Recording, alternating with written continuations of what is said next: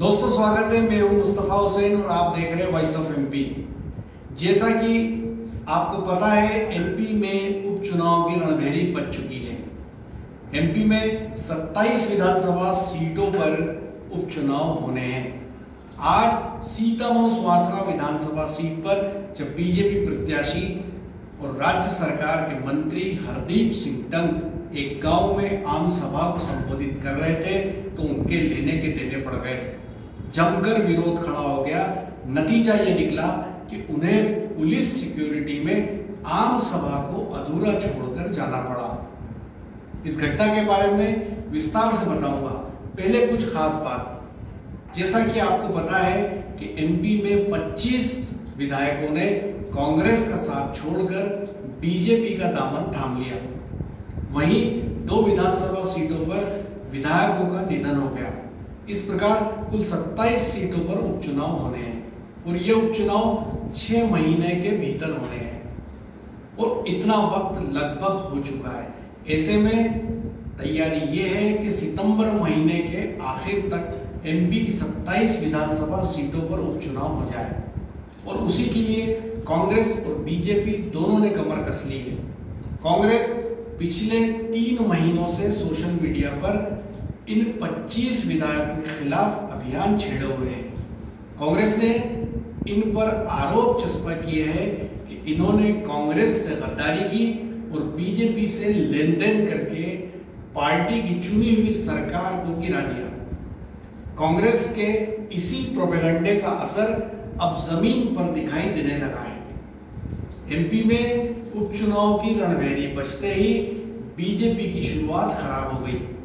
आज सीतामऊ सुवासरा के एक गांव रतनपुरा में बीजेपी प्रत्याशी हरदीप सिंह डंग आम सभा को संबोधित कर रहे थे। उन्होंने अपनी सभा को संबोधित करते हुए शुरुआत यहां से की कि पिछले सालों में जब शहनाई गार्डन में मैं कांग्रेस के नेता के बतौर आम सभा को संबोधित कर रहा था और मेरे मंच पर कांग्रेस के कई दिग्गज नेता बैठे थे और मैंने जब बजरंगबली की जय का जयकारा लगाया तो कांग्रेस का एक भी नेता नहीं बोला। उसके बाद उन्होंने कहा कि एमपी में दिग्विजय सिंह और कमलनाथ ने कांग्रेस की सरकार के दौरान तिजोरियों भरने का काम किया, जिसके कारण किसानों का भला नहीं हो पाया और किसानों की आत्महत्याएं बढ़ी। उन्होंने यहां तक अभी बात कही थी कि अचानक भीड़ में से एक नौजवान खड़ा हुआ जिसका नाम करमवीर सिंह भाटी बताया जा रहा है। करमवीर सिंह भाटी ने कहा कि हरदीप सिंह डंग, तुम धर्म के नाम पर राजनीति कर रहे हो। और यह कहते हुए करमवीर सिंह भाटी मंच की तरफ आगे बढ़े। उन्होंने हरदीप सिंह डंग को यह भी कहा कि यदि तुमने पार्टी से गद्दारी नहीं की होती तो एमपी में कांग्रेस की सरकार होती और तमाम किसानों का कर्जा माफ हो चुका होता। जब पार्टी स्टेज की तरफ बढ़े और हरदीप सिंह डंग को ललकारने लगे तो बीजेपी कार्यकर्ता भी खड़े हो गए। कुछ ही देर में वहां कांग्रेस और बीजेपी के कार्यकर्ता आमने सामने हो गए। माहौल पूरी तरह बिगड़ गया। स्थिति बिगड़ते देख हरदीप सिंह डंग ने वहां से निकलना ही मुनासिब समझा। उसी दौरान पुलिस ने उनको सुरक्षा दी और पुलिस के सुरक्षा घेरे में हरदीप सिंह डंग को रतनपुरा गांव से ले जाया गया। तो कुल मिलाकर सीतामऊ सुवासरा सीट के बारे में जैसा हम बताते आ रहे हैं कि बीजेपी प्रत्याशी हरदीप सिंह डंग की स्थिति उतनी मजबूत नहीं है। जैसा कि आपको बता दें कि पिछला विधानसभा चुनाव जो हुआ था वो हरदीप सिंह डंग ने मात्र 350 वोटों से जीता था। ये वोटों का अंतर बेहद कम था। दूसरी खास बात यह है कि उनके सामने बीजेपी के परंपरागत प्रत्याशी राधेश्याम पाटीदार थे। सीतामऊ सुवासरा सीट की खास बात यह है कि यहाँ 3 जातियों का बाहुल्य है। पहला राजपूत, जिनके 35,000 वोट माने जाते हैं। दूसरा बोरवल समाज, उसके भी लगभग इतने ही वोट हैं।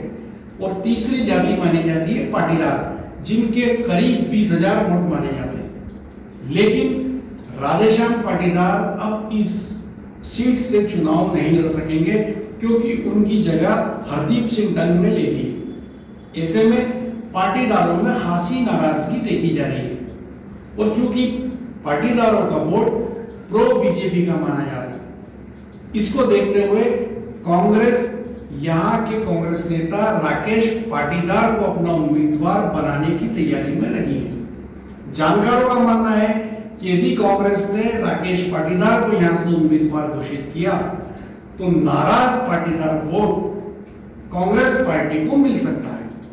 इसके अलावा जो हमारी जानकारी है कि पोरवाल समाज और राजपूत समाज में भी हरदीप सिंह डंग का खासा विरोध है।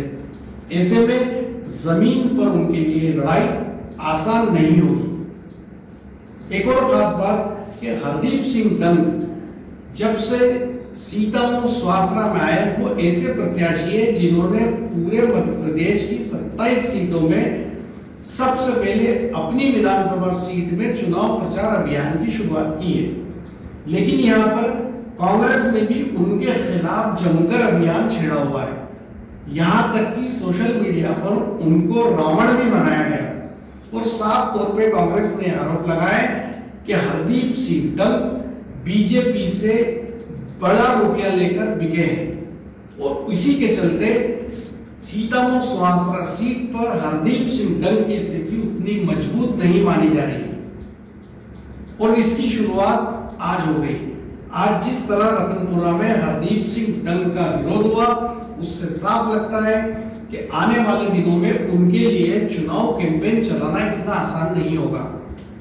लेकिन इसके इतर एक खास बात हो रही वो ये है कि कांग्रेस को महाराज और शिवराज का सामना करना है और डंग को महाराज और शिवराज का साथ भी मिलेगा।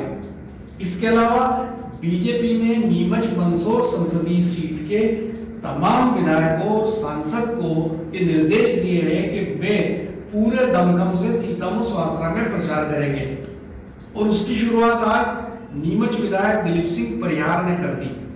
आज विधायक दिलीप बाबू अपने खासुलका सिपह सालार आदित्य मालू के साथ कयामपुर सेक्टर में पहुंचे थे। वहां उन्होंने एक आम सभा को संबोधित किया और ये भरोसा जताया कि कार्यकर्ताओं के दम पर हरदीप सिंह डंग हजारों वोटों से विजयी होंगे। साथ ही इस सीट पर बीजेपी ने राष्ट्रीय महासचिव कैलाश विजयवर्गीय और प्रदेश महासचिव बंशीलाल गुर्जर को प्रचार की कमान सौंपी है। ऐसे में कांग्रेस के लिए लड़ाई जीतना उतना आसान नहीं है, लेकिन हरदीप सिंह डंग की उम्मीदवारी के चलते बीजेपी के लिए मुश्किलें हैं, क्योंकि जिस तरह से सोशल मीडिया पर कांग्रेस ने उनके खिलाफ अभियान छेड़ा है उससे जमीन पर उनकी दाल पतली दिखाई दे रही है और वही नजारा आज रतनपुरा में देखा गया। तो कुल मिलाकर एमपी की सियासत में उपचुनाव की रणभेरी बच चुकी है और अब ऐसी ही तमाम विधानसभा सीटों से इस तरह की खबरें आएगी। एक तरफ जहां बीजेपी को 27 सीटों में से 9 सीटें जीतना जरूरी है सरकार बचाने के लिए, वहीं कांग्रेस को 27 में से पूरी 27 सीट जीतना होगी। तब कहीं जाकर कमलनाथ की वो बात सही होगी कि आज के बाद कल आएगा। आने वाले दिनों में एमपी की सियासत में उपचुनाव को लेकर किस तरह के हालात बनेंगे, ये जैसे जैसे चुनाव अभियान अपने शबाब पर जाएगा उसका पता चलेगा। लेकिन दोनों ही दलों के लिए यह जोर आजमाइश का वक्त है। ये था अब तक का अपडेट। ऐसे ही हर अपडेट के लिए बने रहे आप वॉइस ऑफ एमपी के साथ। यदि आपने हमारे YouTube चैनल को सब्सक्राइब नहीं किया है तो उसे सब्सक्राइब करें और हमारे ऐप को गूगल प्ले स्टोर से डाउनलोड करें ताकि इस तरह का हर अपडेट सबसे पहले आपको मिल सके और आप भी वॉइस ऑफ एमपी के विशाल परिवार का हिस्सा बन सके। जय हिंद, जय भारत।